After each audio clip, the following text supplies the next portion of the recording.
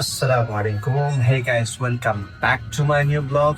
आज है हमारा 15th यानी 15वां रमज़ान और हम इस वक्त उठ चुके हैं सहरी के लिए। और फिलहाल अभी हम जा रहे हैं बाहर अपने अब्बू और अम्मी के लिए नाश्ता लाने के लिए, यानी कि सहरी लाने के लिए। उठ जाए आप लोग, जल्दी से सहरी करें क्योंकि सहरी में बरकत है और सहरी सुन्नत है। हम तो भाई चले सहरी लाने के लिए क्योंकि हम टाइम वेस्ट नहीं करना चाहते हैं। पहले हम लाएंगे सहरी, फिर खुद भी खाएंगे। मैं तो घर का ही खाना खाता हूँ। तो सहरी खाने के बाद हम जाएंगे फजर की नमाज पढ़ने के लिए।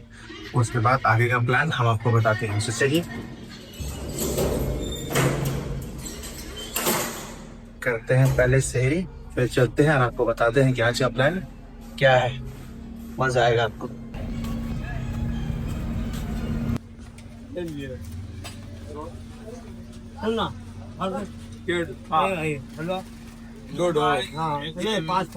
फाइनली भाई हम लोगों को नाश्ता मिल गया है। भाई बाहर का जो नाश्ता होता है, जब वो हम लोग देखते हैं ना तो मुंह में पानी आने लगता है, दिल करता है कि सारा ही खा ले, इतना अच्छा लगता है। लेकिन उसके बहुत सारे नुकसानात भी है। इसी के लिए हमें उससे परहेज करना चाहिए। हेल्दी चीज़ खाएं तो हेल्दी रह सकें और अपनी लाइफ को आप जी सकें, एंजॉय कर सकें। इसी के लिए हम घर का ही खाना खाते हैं, घर का ही खाना पीना यूज़ करते हैं, चाहे सहरी हो या इफ्तार हो। अभी आप देखिएगा कि मैं क्या खाने वाला हूँ, वो मैं आपको दिखाऊंगा। दोस्तों, मैं अभी आप लोगों को ये दिखलाने वाला हूँ कि मैं सहरी में आज क्या खाने वाला हूँ। चलिए रेडी आप लोग देखने के लिए, देखिए। और मैं तो कहता हूँ इसको फॉलो भी कीजिए। ये one of the best food है डाइजेशन के लिए, जो हम आम दिनों में भी खाते हैं। इस रमज़ान में भी यूज़ कर सकते हैं, इसमें कोई बुरी बात नहीं है। चलिए आपको दिखाते हैं। ये है वो नॉर्मल फूड, चावल है, मीट है और ये है पम्पकिन यानी कद्दू। मेरा कहने का मतलब है आम दिनों में जो हम लोग खाते हैं खाने में, रात के खाने में, दिन के खाने में, भात सब्जी हो या फिर मीट हो, सालन हो, हम लोग खा सकते हैं इसको सहरी में। ये देखने में है मसाला है, ये वो है, लेकिन ये जल्दी डाइजेस्ट होता है। इससे बेहतर है कि आप बाहर का नाश्ता करें, वो गंदा तेल का बना हुआ पूड़ी पराठा, जो भी हो, हलवा पूड़ी, हलवा पराठा, वो सबसे ये बहुत बेटर है क्योंकि ये घर का बना हुआ है। ये बहुत सेफ है, बहुत ही जानदार है। ये आपके डाइजेशन के लिए बेहतर है। ये आपके दिन भर आपको एनर्जी भी देगा, आपके रोज़े रखने में हेल्प करेगा और ओवरऑल आपका सेहत भी अच्छा रखेगा। चलिए जल्दी से इसको खाते हैं, फिर जाएंगे हम लोग फजर की नमाज़ पढ़ने के लिए टाइम होने के बाद। चले। दोस्तों, अल्हम्दुलिल्लाह मैंने और मेरी फैमिली ने अल्हम्दुलिल्लाह हमने सहरी कर ली है अल्हम्दुलिल्लाह। अब हमें वेट है सिर्फ फ़जर की अज़ान का। जैसे ही फ़जर की अज़ान होती है उसके बाद हम जाएंगे फ़जर की नमाज़ पढ़ने के लिए। लेकिन उससे पहले मेरे पास अभी कुछ वक्त है, मैंने सोचा आपको एक बहुत ही ज़रूरी और इम्पोर्टेंट बात बता दूँ। हम में से हर कोई अल्हम्दुलिल्लाह सहरी के लिए हम लोग उठते हैं। जैसे अभी मैं थोड़ा जल्दी उठा, सहरी खाया। अभी भी मेरे पास 15 से 17 मिनट का टाइम है। सहरी मैंने कर लिया अल्हम्दुलिल्लाह, 15 से 17 मिनट का टाइम है। ये जो है रात का आखिरी हिस्सा है। थोड़ी देर में फजर की अजान हो जाएगी, रात खत्म हो जाएगा, सुबह हो जाएगी। ये जो वक्त है बेस्ट टाइम है। आप चाहें तो आप सहरी वगैरह करके हाथ में 15 मिनट का टाइम रखें और इस वक्त आप तहज्जुद की नमाज पढ़ें, 2 रकात नफिल नमाज पढ़ें।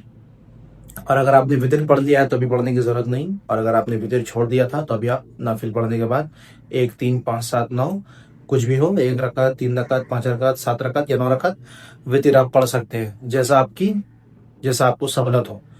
ये जो टाइम है ये अभी बेस्ट टाइम है तहज्जुद के लिए, क्योंकि ये रात का आखिरी हिस्सा है और अल्लाह ताला 7वें आसमान से पहले आसमान में आता है और ख़ुद फरमाता है, आवाज़ लगाता है अपने बंदों को कि है कोई मेरा बंदा जो मुझसे मगफिरत तलब करे तो मैं उसकी मगफिरत करूं।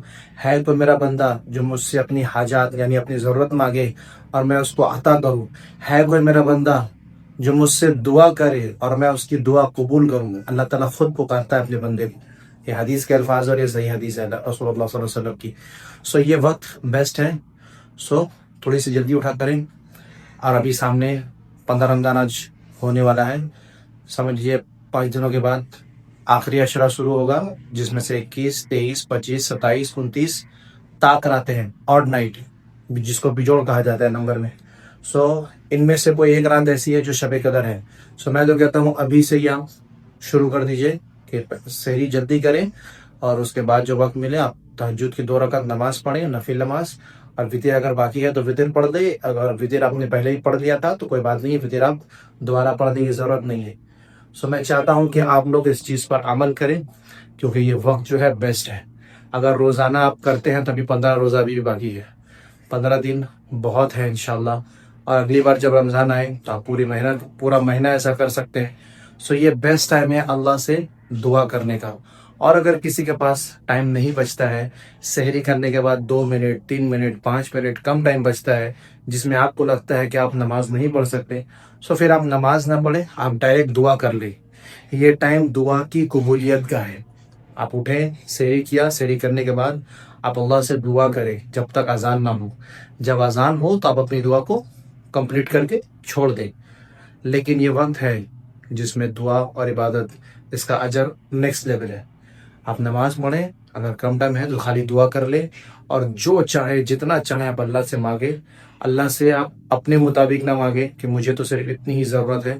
आप अल्लाह को उसकी शान के मुताबिक जितना उसको मांगे, उसके ख़जाने में इतना है कि आप उससे कितना भी मांग लें और वो आपको कितना भी दे दे, उसके ख़जाने में कमी नहीं आने वाली। सो चलिए, ये एक इम्पॉर्टेंट बात थी जो मैं आप लोगों को बताना चाहता था। तहज्जुद पढ़ें, तहज्जुद का वक्त नहीं है, दुआ करें, ये भी दुआ की कबूलियत का वक्त है।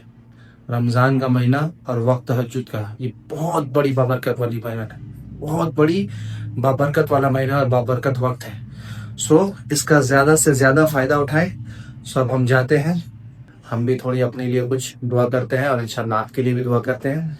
सो चलते हैं, हम जाएंगे अभी, दुआ करेंगे क्योंकि अज़ान का वक्त है। सो फिलहाल हम जाते हैं, आप भी जाएं, नमाज पढ़ें या दुआ करें, जैसी आपकी मर्जी। सो चलिए, मिलते हैं सीधा फजर की नमाज के बाद। A few moments later. Hey guys, so finally हम सोकर उठ चुके हैं। अब वक्त हो चुका है ज़ोहर का, वक्त बिल्कुल नहीं है। सो फ़ौरन हम जाते हैं ज़ोहर की नमाज़ पढ़ने, नमाज़ पढ़ते हैं, फिर आके आपसे मिलते हैं। तब तक के लिए आप बने रहे इस ब्लॉग में और जितनी जल्दी हो सकता है हम नमाज़ पढ़ के आते हैं, फिर आपसे बात करते हैं क्योंकि टाइम बहुत कम है। तो चलिए जल्दी से जाते हैं नमाज़ पढ़ने के लिए, चलें। सो आज मैंने आउटफिट चेंज नहीं किया है, आज भी मेरा आउटफिट सेम है क्योंकि कल जुमा है। एक ही बार कल चेंज करेंगे इंशाल्लाह, वरना फालतू अम्मी को फिर धोना पड़ जाता है। सो अम्मी। A few moments later. सो दोस्तों, हम आ चुके हैं इस वक्त राजा बाज़ार घर का कुछ सामान लेने और हम यहाँ पे लेने आए फालूदा। अब आपको दिखाते हैं कि यहाँ का बेस्ट फालूदा कहाँ मिलता है। बाहर का रास्ता बहुत ज़्यादा जाम है इसलिए हम लोग अंदर से जा रहे हैं।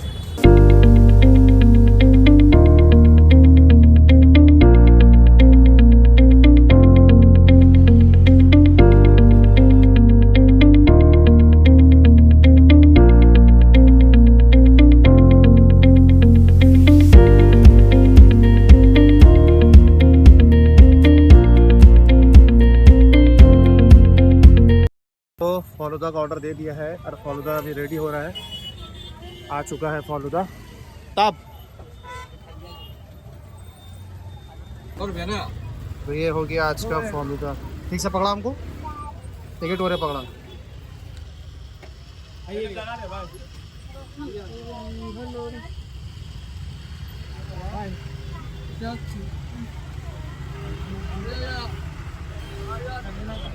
सो हमने ले लिया है फालूदा, अब हम चल रहे हैं घर की तरफ। सो आयान ने मुझे कहा था 2 फालूदा लाने के लिए, उसके लिए मैंने भी ले लिया है और बाकी अपने घर के लिए ले लिया है। सो अब जल्दी से जल्दी चलते हैं घर क्योंकि असर का वक्त करीब है, असर का अजान अब होने ही वाला है। सो चलिए जल्दी चलते घर। हम जा रहे हैं अपने गाड़ी की तरफ। गाड़ी लगाने का जगह नहीं मिला था तो यहाँ लगा दिया था क्योंकि ये बहुत बड़ा रिस्की मैटर है। इसे कहते हैं फालूदा। अच्छे से हम दिखाएंगे आपको घर जाने के बाद। सो फाइनली हम घर आ चुके हैं। फालूदा हमने रख दिया है फ्रिज में क्योंकि टाइम कम है, हम जा रहे हैं असर की नमाज़ पढ़ने।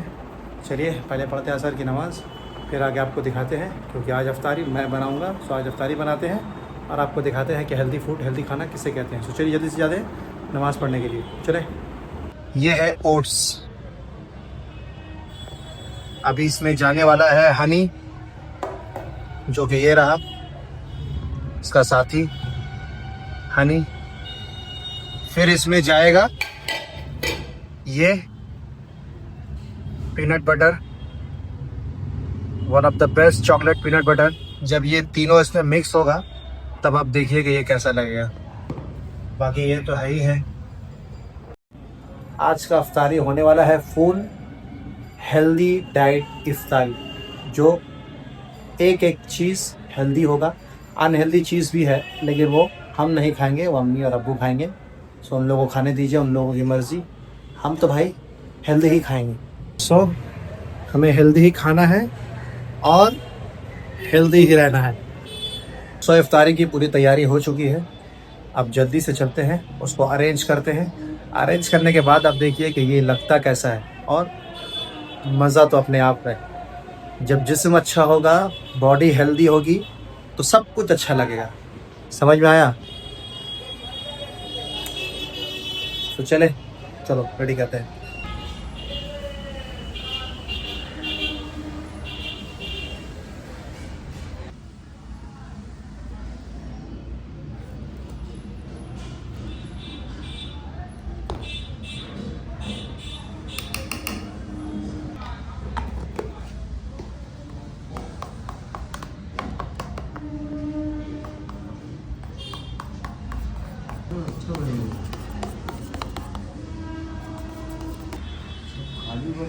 ये रहा फाइनल टच।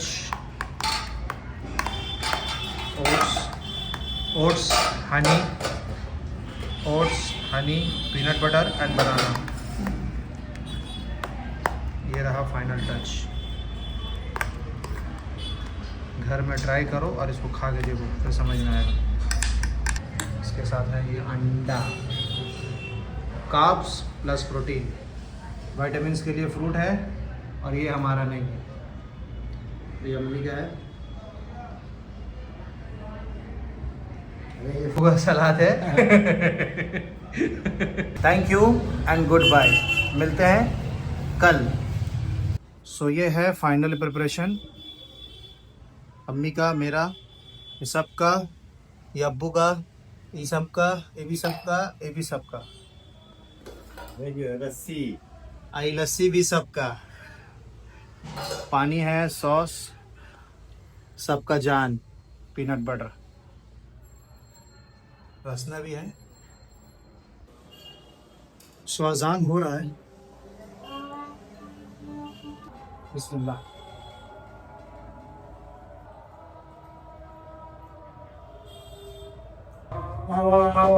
ذهب الظمأ وبطلت العروق وثبت الأجر إن شاء الله.